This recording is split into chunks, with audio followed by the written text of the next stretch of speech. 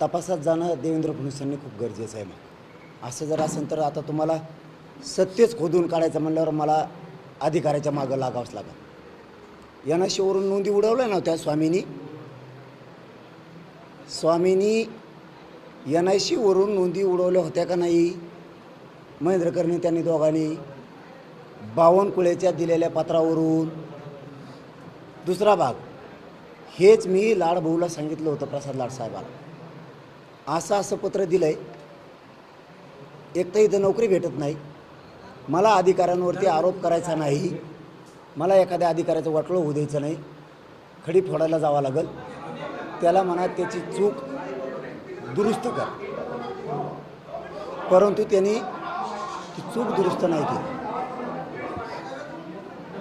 उलट त्यांनी सरकारचा प्रवक्ता बनून त्यांच्या हाताखालचं बाहुलं बनून स्पष्टीकरण द्यायला लागले.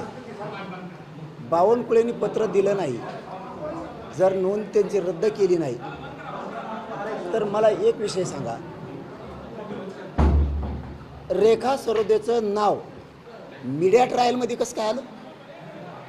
त्या पत्रकार बांधव मला तुम्ही उत्तर बी द्या आणि गोरगरिबाच्या बाजूने मीडियाचे बांधव बोला. पण मीडिया ट्रायलमध्ये रेखा सरोदेचं नाव आलं कसं काय? रद्द केलं नाही ना. कोणत्या मंत्र्यानं मीडिया ट्रायलमध्ये रेखा सरोदेचं नाव घ्यायला लावलं? जा फडणवीस साहेब मुळाला. मग नसता ते मग आता अधिकाऱ्यावर मला बोलायचंच नव्हतं. मी 2 महिन्यापूर्वी, मी पहिल्यांदा मीडिया सांगतोय, 2 महिन्यापूर्वी बावनकुळेंना, प्रसाद लाडभाऊला आणि विखे पाटलांना सांगितलं होतं येणे असा प्रकार केलाय बरं का. पुन्हा मला जर ते फडणवीसांनी याला रोखलं नाही तर मी मीडिया जोडीन याला येणे असं चूक केलं म्हणून. त्यांनी सांगितलं 4 दिवसाचा वेळ द्या, आम्ही दुरुस्त करतो. 2 महिन्यापूर्वीची गोष्ट जर बावनकुळेला आम्ही सांगून दिली की तू केलेली चूक सुधरव, प्रसाद लाड त्या भाऊनी सुद्धा सांगितलं बावनकुळे साहेब तुमच्याकडून चूक झाली. मी लय मोठा विषय सांगला मीडियाच्या बांधवाला, बावनकुळे साहेब तुमची चूक झाली, आपण ती दुरुस्त करू. हे प्रसाद लाड साहेबांनी सांगितलं, विखे पाटलांनी सुद्धा सांगितलं. हे सांगितल्याच्या नंतर आता लयच प्रवक्ता झाला ना अधिकारी म्हणून सांगतोय, माझा मराठा खुश होणं, गैरसमाजातून बाहेर निघणं गरजेचं आहे. त्यांनी फोन केले आम्हाला की मी कलेक्टरला RDCला सांगितलंय केलेली चूक दुरुस्त कर बाबा. ते आता नजर चुकीनं झालंय कोणाचं तरी परळीच्या टोळीचं ऐकून. मग आम्हाला फोन करायला सुरुवात केली बावनकुळेने. आम्ही फोन उचलले नाही 2 दिवस. शेवटी विखे पाटील साहेबाचा आणि प्रसाद लाड साहेबाचा फोन आला. पाटील त्याचा एक फोन घ्या म्हणलं, चूक दुरुस्त करत असल्यास घेतो, नसता घेत नाही. ह्यो विषय मी 2 महिन्यापूर्वीचा सांगतोय, आत्ताचा नाही. इतकं सांगून मग आम्ही म्हणलं ती जर चूक दुरुस्त करीत असला तर फोन उचलतो. हो म्हणे 4 दिवसाचा वेळ द्या, चूक दुरुस्त आम्ही सगळेजण मिळून करायला लागलो. तो म्हणला झालंय पाटील पण चूक सुधारतो होता मी, मराठा समाजाच्या नजरेतून मी पडल, मी माझी चूक सुधारतो. जर हे माहीत झालं पत्र, बघा मीडियाच्या बांधव, मी तुम्हाला कधीच 3 वर्षात खोटं बोललेलं नाही आणि माझ्या मीडियाच्या बांधवांना पण माहिती मी खोटं बोललो नाही मीडियाला.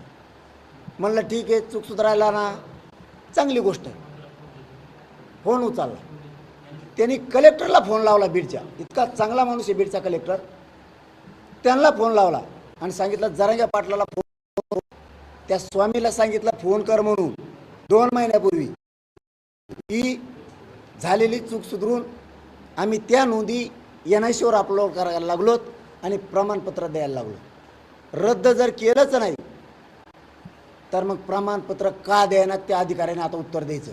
तुला सांगतो, तो मराठीचा लफड्यात पडू नका, बावनकुळेचं ऐकू मुक्षील उगच तू राजकारणाच्या दबावात येऊन आधी पण तू रद्द केल्यास त्या बावनकुळ्याचं ऐकून. तू एक अधिकारी चांगला, तुला एक स्टेटस असतंय, तुला एक जीवन आहे तुझं, तू जगायचं बघ. कुणाच्या मेहरबानीवर तू अधिकारी झालेला नाहीस, तुला समजून सांगायलो मी. तू चुकीचं पाऊल उचलू नकोस. नाही मी जात शोधत नाही कोणाची. एकदा नोकरी गेली पुन्हा मिळत नाही डबा लागल्याला. तू ह्या भानगडीत पडू नकोस. बावनकुळ्यांनी पत्र काढलंय ते मान्य कर. आणि बावनकुळ्यांसुद्धा ह्या लफड्यात पडण्यापेक्षा, अधिकारावर दबाव आणण्यापेक्षा तो चूक कबूल कर आणि सुधरेव, हेच म्हणणं आहे माझं. तू जर आणखीन खोलात जाशील तर लय फसशील, बावनकुळ्या लय फसशील. खरं तर तुम्ही म्हणता की 2 महिन्यापूर्वी चूक निदर्शनास आणून दिली होती, मग ती चूक सुधारली गेली का नाही आणि मीडिया ट्रायल करण्याची वेळ त्यांच्यावरती का आली? तेच म्हणतोय मीच. माझा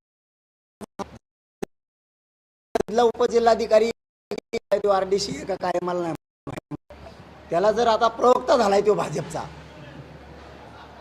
बावनकुळ्याचा प्रवक्ता झालाय तो, तर बावनकुळ्यांनी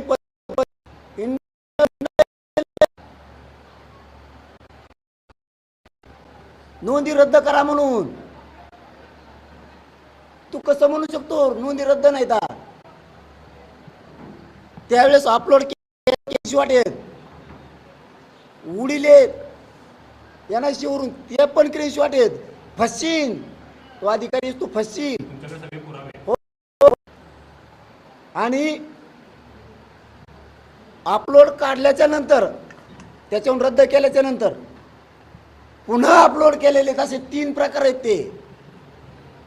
मला वाटतं फडणवीस साहेबांनी लय खोलात जाऊच नाही, चूक मान्य करावं. फसताल तुम्ही बावनकुळ्याच्या नादी लागून. फडणवीस साहेब चुकीचं नाही सांगायलो. मराठे आता आम्ही अन्याय सहन करायला तयार नाहीत, बावनकुळ्यामुळे वाटलो करून घेऊ नका. महिन्यापूर्वी ही गोष्ट सांगून जर केली नाही, आता स्पष्टीकरण द्यायला लावतात, ते पत्र व्हायरल करायला लावतात, रद्दच नाही. आणि मग मीडिया ट्रायल करून घेतली रेखा सरोदीची, रद्द केलं म्हणून. कशामुळं घेतलं? नोंदी तुम्ही शोधल्या. खोटं नाटक करू नका, खोटं नाटक करू नका. तुम्ही सातत्यानं एक वाक्य बोलताय सभेमध्ये की आता जीव द्यायची वेळ आली, सरकार जीव घेऊ पाहत आहे. हो, आता बहुत जीवच घेतलाय मराठ्यांच्या लेकराचा. 400-500 पोरांनी बलिदानं दिलेत. यांनी आरक्षण दिलं असतं तर हे जीव गेलेच नसते. यांच्याचमुळे जीवची वेळ आली. आणि आताही मी जीव घेणं प्रवास बाजी लावणार आहे माझ्या समाजाच्या लेकराच्या कल्याणासाठी. आणि ती उठाव झालाय, ती आता लाट पसरली. याला जबाबदार कोण असेल? देवेंद्र फडणवीस आणि एकनाथ शिंदे साहेब, दुसरं कुणीच नाही. त्या सरकारमधला भाग येते मंत्री, आणि यांना न विचारता एवढं मोठं पाऊल ते उचलूच शकत नाहीत. बावनकुळ्यांनी संभाजीनगरसाठी पण रद्द करायला प्रयत्न केलेत, शिरसाटणी बी केले. बावनकुळेने बीड आणि पूर्ण्याच्या म्हणजे परभणी जिल्ह्यातल्या नोंदी रद्द करायला सुद्धा बावनकुळेंनीच हाते.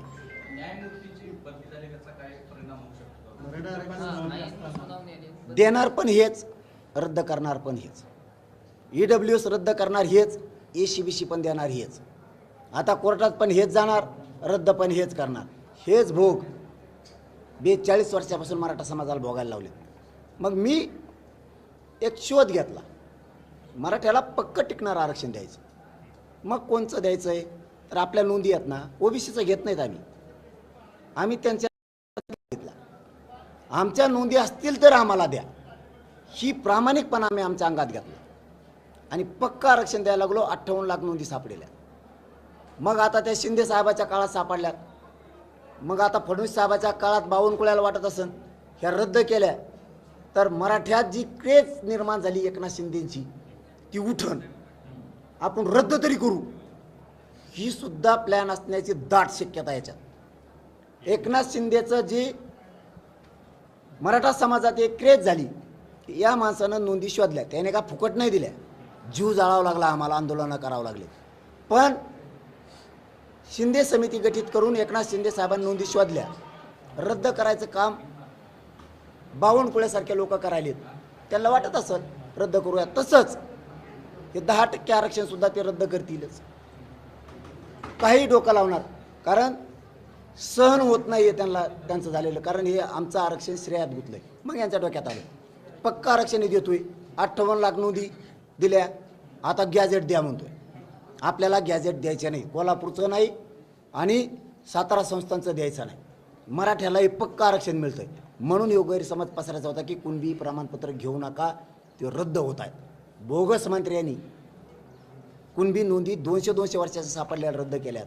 मराठ्याचं खरं टिकू द्यायना तर मराठ्याची शिबिशी कसं तुम्ही शिंदेसाहेबांच्या श्रेयवादाचा किंवा क्रेझीचा तुम्ही उल्लेख केला.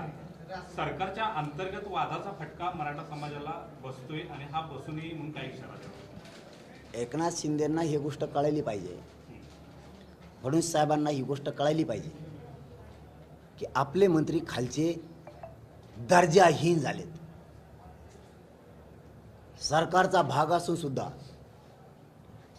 हे जर नोंदीला रद्द करण्यासाठी मंत्रिपदाचा वापर करतात तर यांची चूक सुधारायला लावायला पाहिजे. त्यांची मनधरणी करणं किंवा त्यांच्या बळ मिळणं असं बोलणं फडणवीस साहेबांना मी तर तुम्हाला दोघाला सोडणार नाही. निवडणुका सगळ्या संपल्यामुळे पुन्हा एक प्रक्रिया आहे. सरकार संपणार आहे, मंत्री आमदार संपणार आहे, मराठा संपणारा नाही हे लक्षात ठेवा. म्हणा पुढं दिवस आमचे, तुम्ही जर अशा नोंदी रद्द करायला लागले ना, तुम्ही आम्हाला बात करताल 2029ला आम्ही तुम्हाला बात करणार, ठेवणारच नाही त्या काळात सुद्धा. शेवटचा पर्याय तेवढाच. काही मराठा नेत्यांच्या मध्ये आता जागृती झाली वाटते का? ज्याच्याकडे झोपेचं सोंग काढल्यात त्यांनी काय करावं? झोपेस सोंग नाही, रक्तात फॉल्ट असण्याची दाट शक्यता आहे. ओरिजिनल मराठ्यांचं रक्त दम नाही खात, कारण बावनकुळ्यांनी त्यांच्या मंत्र्याच्या नाकावर टिचून, मराठ्याच्या मंत्र्याच्या नाकावर टिचून मराठ्यांचे प्रमाणपत्र रद्द केले.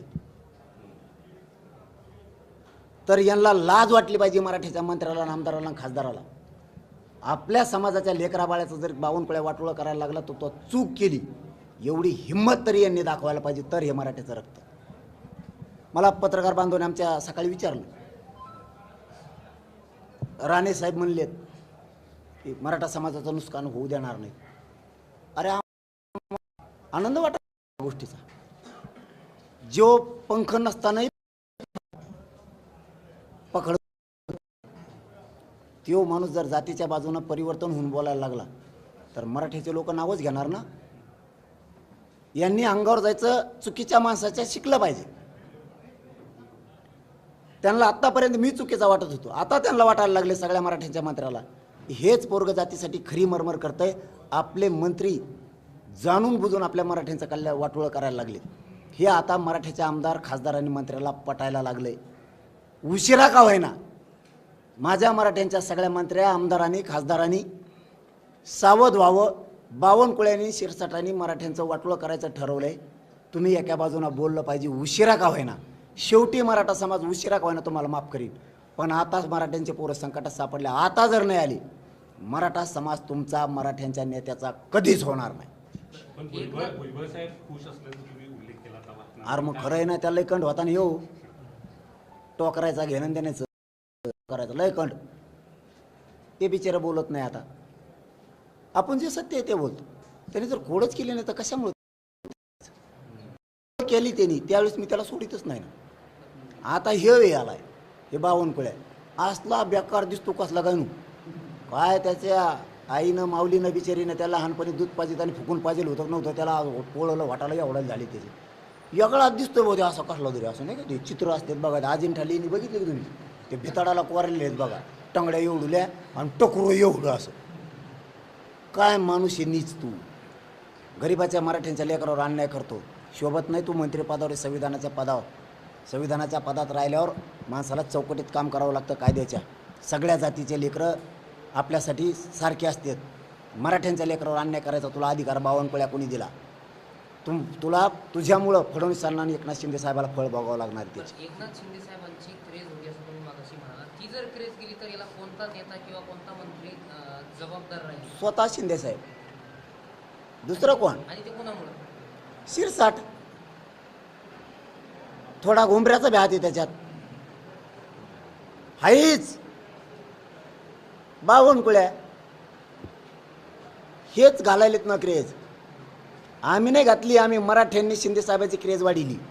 गद्दारीचा डाग पुसला मराठ्यांनी आम्ही. आमच्याच पोरांना त्यांच्याशी गद्दारी करणार का तुम्ही? गरिबाच्या लेकराशी मी नसतो मैत्री फेत्री बघत. माझा बाप मराठा समाजाला मानलाय मी. तुम्हाला नाही मोजत कोणाला मी. तुम्ही नोंदी तर पुन्हा आणू नका द्या. तुम्हाला 29 तारखेचा झटका कसा असतो ते. थँक्यू. चलो.